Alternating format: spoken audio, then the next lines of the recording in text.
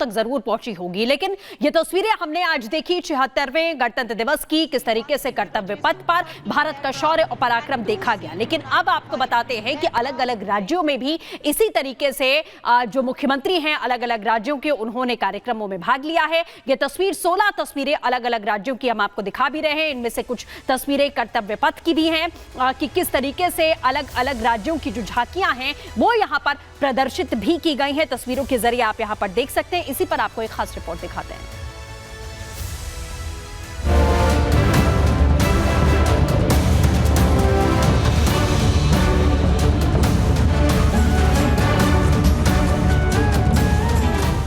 पूरे देश में 76वां गणतंत्र दिवस धूमधाम से मनाया जा रहा है।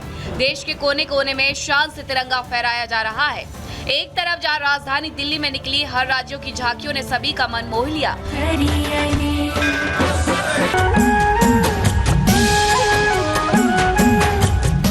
वहीं दूसरी तरफ देश के राज्यों में भी 76वां गणतंत्र दिवस उत्साह से मनाया गया। उत्तर प्रदेश में गणतंत्र दिवस उत्साह से मनाया गया। मुख्यमंत्री योगी आदित्यनाथ ने लखनऊ स्थित सीएम आवास में तिरंगे को सलामी दी। हेलीकॉप्टर ने विधानसभा पर फूल बरसाए। पूरे शहर में एक साथ राष्ट्रगान हुआ। चौराहों पर एक साथ रेड सिग्नल हुआ। साथ ही 52 सेकंड के लिए पूरा शहर थम गया। सीएम योगी आदित्यनाथ ने देशवासियों को गणतंत्र दिवस की शुभकामनाएं दी। जब हम भारत के संविधान के लागू होने के 75 वर्ष पूरा कर रहे हैं, 75 वर्षों की हमारी ये शानदार यात्रा हम सबको संविधान के लागू होने के अमृत महोत्सव के साथ जोड़ रही है। उत्तराखंड में 76वां गणतंत्र दिवस धूमधाम से मनाया गया। सीएम पुष्कर सिंह धामी ने देहरादून में ध्वजारोहण किया। इस दौरान सभी को गणतंत्र दिवस की बधाई दी। गणतंत्र दिवस के इस शुभ अवसर पर, इस हमारे पावन पर्व पर मैं सभी को बहुत शुभकामनाएं देता हूं, बधाई देता हूं। आज हमारा गणतंत्र बहुत मजबूती से दुनिया के अंदर खड़ा है। ऐसा ही कुछ नजारा बिहार में भी देखने को मिला। वहां मुख्यमंत्री नीतीश कुमार और आरिफ खान परेड ग्राउंड पर पहुंचे, जहां ध्वजारोहण किया गया। इस दौरान लोगों में उत्साह देखने को मिला। उत्तर प्रदेश, उत्तराखंड, बिहार के साथ साथ कई राज्यों में 76वें गणतंत्र दिवस के दिन तिरंगे को सलामी दी गई। राजस्थान में मुख्यमंत्री भजनलाल शर्मा, हरियाणा में सीएम नायब सिंह सैनी, छत्तीसगढ़ में विष्णुदेव साय, मणिपुर में एन बीरेन सिंह और त्रिपुरा में माणिक साहा ने ध्वजारोहण कर गणतंत्र दिवस मनाया। Bureau report, Republic Bharat. First army contingent. और आगे बढ़ते हुए आप group captain UK Devnath sir, आपका मैं रुख करना चाहूंगी। सर, अलग अलग मिसाइलों की जो शक्ति है उसका प्रदर्शन भी कर्तव्य पथ पर आज देखने को मिला, और शायद इसकी शक्ति के बारे में अभी लोग उतना नहीं जानते हैं, चाहे बात ब्रह्मोस की करें और प्रलय जिसे पहली बार आज देखा गया, इसके बारे में भी जरा दर्शकों को बताइएगा। जी हाँ, ब्रह्मोस जो है वो ज़मीन से ज़मीन पर मार करने वाला एक क्रूज मिसाइल सिस्टम है। सबसे बड़ी बात है कि ये एक एयर ब्रीदिंग इंजन है और इसको हम ज़रूरत के मुताबिक ज़मीन से, नेवी के शिप से या हवाई जहाज़ से भी रिलीज़ कर सकते हैं।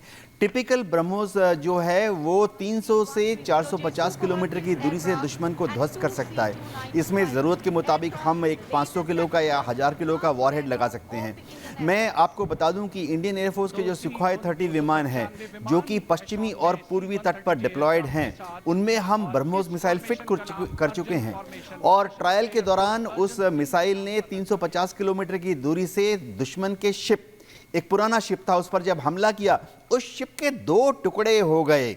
ये दर्शाता है कि अगर सुखोई 30 चाहे तो वो 2000 किलोमीटर ऐसे ही जा सकता है समुद्र के अंदर, हिंद महासागर हो, अरब सागर हो या Bay of Bengal. Air to air refuelling से तो वो 4000 किलोमीटर तक जाके 4000 किलोमीटर वापस आ सकता है। दिखाता है कि कितनी बड़ी रेंज है ब्रह्मोस प्लस सुखोई 30 की। जो हम आज देख रहे थे प्रलय, बहुत ही शानदार ज़मीन से ज़मीन पर हमला करने वाला SRBM है। इसकी सबसे खासियत ये है कि लॉन्च के बाद शुरुआती दौर में इसे एक इनर्शियल नेविगेशन सिस्टम से दुश्मन की तरफ लॉन्च किया जाता है और टर्मिनल फेस में क्या होता है कि इसमें एक इंफ्रारेड फोटो कैमरा है जो कि टेरेन मैचिंग करता है। टारगेट की जो प्री फेड इमेज है उसके साथ कंपैरिजन करके टारगेट को हिट करता है। महज 10 मीटर की एक्यूरेसी है इसमें, यानी मार्जिन ऑफ एरर। ज़रूरत के मुताबिक हम इसमें 500 किलो का या 1000 किलो का बॉम्ब फिट कर सकते हैं। 400 किलोमीटर की दूरी से दुश्मन के अंडरग्राउंड बंकर्स को, कमांड एंड कंट्रोल सेंटर को ध्वस्त कर सकते हैं। आज हमने देखा पिनाका भारत में डेवलप्ड है, multi barrel rocket launching system है। इसकी जो रेंज है 75 किलोमीटर तक है। इसका एडवांस वर्जन ऑलरेडी बन रहा है जो कि 110 किलोमीटर तक हिट कर पाएगा। इसमें भी हम हाई फ्रेगमेंटेशन या एंटी आर्मर या इंसेंडियरी यानी आग लगाने वाले वेपन्स फिट कर सकते हैं। बिल्कुल सर, आपको माफी के साथ रोक रही हूं, लेकिन जिस तरीके से आप लगातार ब्रीफ कर रहे हैं, सबसे बड़ी बात यही है कि अपने दुश्मनों को जाहिर तौर पर लाइन पर लाने के लिए अगर कहा जाए या फिर ये दिखाने के लिए कि आज भारत कहां पर मजबूती से खड़ा है, आज उन झांकियों में यह प्रदर्शित हुआ है। और देश भर में गणतंत्र दिवस इसी तरीके से मनाया गया। गुजरात के पोरबंदर से भी सेलिब्रेशन की भव्य तस्वीरें सामने आई हैं। आपको दिखाते हैं 1 मिनट की रिपोर्ट के जरिए। 26 जनवरी 1950 को भारत का संविधान लागू हुआ था, यानी आज से 76 साल पहले भारत के लिए अपना विधान लागू होने का दिन था। गणतंत्र दिवस के राष्ट्रीय पर्व पर देश भर के स्कूलों, कॉलेजों और कार्यालयों में भारतीय नागरिकों ने ध्वज को सलामी देकर राष्ट्र के प्रति अपने प्रेम का इजहार किया। लेकिन गुजरात के पोरबंदर में एक अनोखे तरीके से ध्वजारोहण किया गया। यहाँ एक सी स्विमिंग क्लब ने समुद्र में साहसिक भावना के साथ देशभक्ति का इजहार किया है।